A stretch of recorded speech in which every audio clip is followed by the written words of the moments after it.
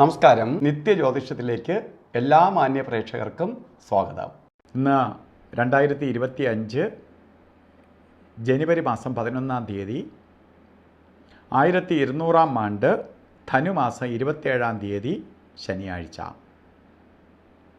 ഇന്ന് ശനിയാഴ്ചയാണ്. ഇന്നത്തെ നക്ഷത്രം, ഉദയ നക്ഷത്രം വന്നിരിക്കുന്നത് രോഹിണിയാണ്.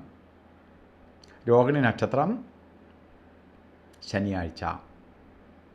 നക്ഷത്രം നമുക്ക് അനുകൂലപ്രദമായ നക്ഷത്രമാണ്. രോഹിണി നക്ഷത്രം നല്ല നക്ഷത്രമാണ്, ശുഭനക്ഷത്രമാണ്. എങ്കിൽ പോലും ഇന്നത്തെ ദിവസം അത്ര കണ്ട് നല്ലതല്ല. ശനി എന്ന് പറയുമ്പോൾ മന്ദൻ്റെ ദിവസമാണ്, മന്ദത വരുത്തുന്ന ദിവസമാണ്. അപ്പോൾ കാര്യങ്ങളെല്ലാം കുറച്ച് മന്ദീഭാവം ഉണ്ടാവും. കുറച്ച് അലസതയും മടിയും ഉന്മേഷമില്ലായ്മയും ഓരോ കാര്യങ്ങൾ ചെയ്തു തീർക്കാനായിട്ട് സമയബന്ധിതമായി തീർക്കാൻ കഴിയാത്ത അവസ്ഥയും ഒക്കെ വരുന്ന ദിവസമാണ് ശനിയാഴ്ച ദിവസം. അതുകൊണ്ട് അത് മനസ്സിലാക്കി വേണം ഓരോ കാര്യങ്ങൾക്ക് ഇറങ്ങാൻ.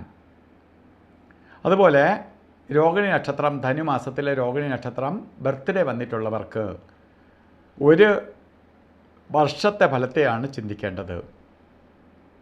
വാർഷിക ഫലത്തെ ചിന്തിക്കുമ്പോൾ, ഒരു വർഷത്തെ ഫലത്തെ ചിന്തിക്കുമ്പോൾ വളരെ ശ്രദ്ധിക്കണം.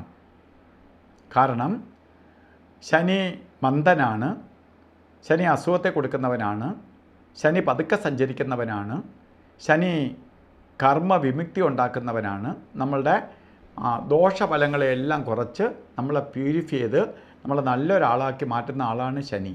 അപ്പോൾ ശനിയെപ്പോലെ നല്ല ഗ്രഹം ഇല്ല. എല്ലാവരും ശനിയെ ഭയക്കുന്നത് എന്തുകൊണ്ടാണ്? ശനി ശിക്ഷിക്കുന്നവനാണ്.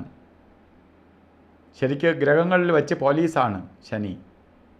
അതുകൊണ്ട് ശനിയെ എല്ലാവരും ഭയക്കുന്നതിന് കാരണം. അപ്പോൾ നമ്മൾ ചെയ്ത കർമ്മഫലങ്ങൾ വല്ലതും ചിലപ്പോൾ നമ്മൾ ഇപ്പം ചെയ്തതായിരിക്കത്തില്ല, എപ്പോഴെങ്കിലും ചെയ്ത കർമ്മഫലങ്ങൾ വരെ ഈ കണ്ട ശനിയിലെ, ഏഴ് ശനിയിലെ, ശനിദശയിലൊക്കെ നമുക്ക് കൊണ്ട് തന്നു കളയും. അതുകൊണ്ട് ഇതിനെ അതിജീവിച്ച് പോകാൻ വേണ്ടിയിട്ട് നമുക്കൊരു മുൻകൂർ ജാമ്യം പോലെ നമ്മൾ ഒരു സംരക്ഷണം ഉണ്ടാക്കി വയ്ക്കുന്നതാണ് ശനിയെ പ്രീതിപ്പെടുത്തുക എന്നത്.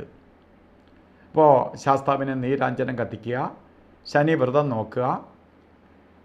അതുപോലെ ശനിയുടെ പിതാവാണ് സൂര്യൻ. സൂര്യഭഗവാനെ തൊഴുക ഏറ്റവും എളുപ്പമാർഗമാണ്.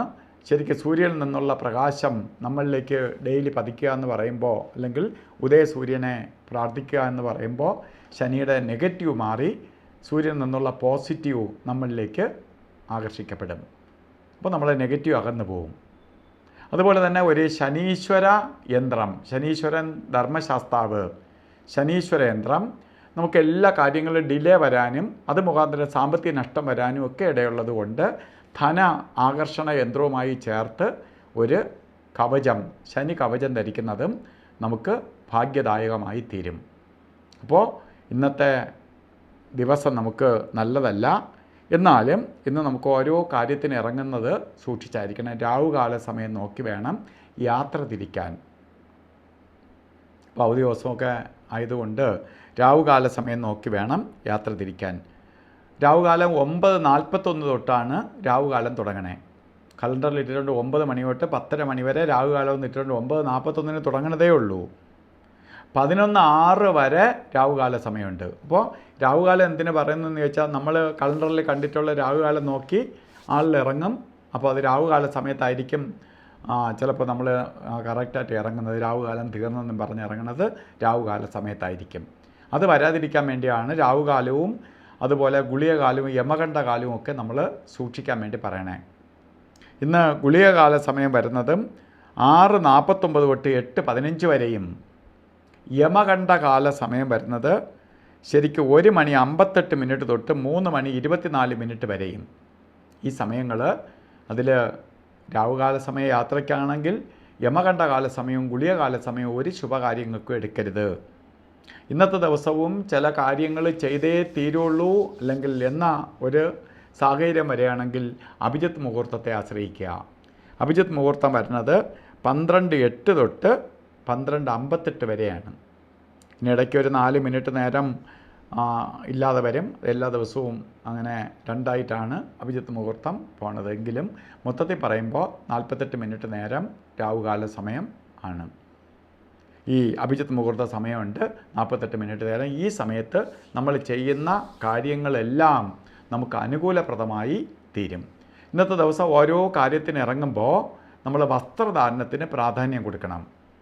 പ്രത്യേകിച്ച് കറുത്ത കളറോ അല്ലെങ്കിൽ നീല കളറിലോ ഉള്ള വസ്ത്രം ധരിക്കുന്നത് ഭാഗ്യദായകമായി തീരും.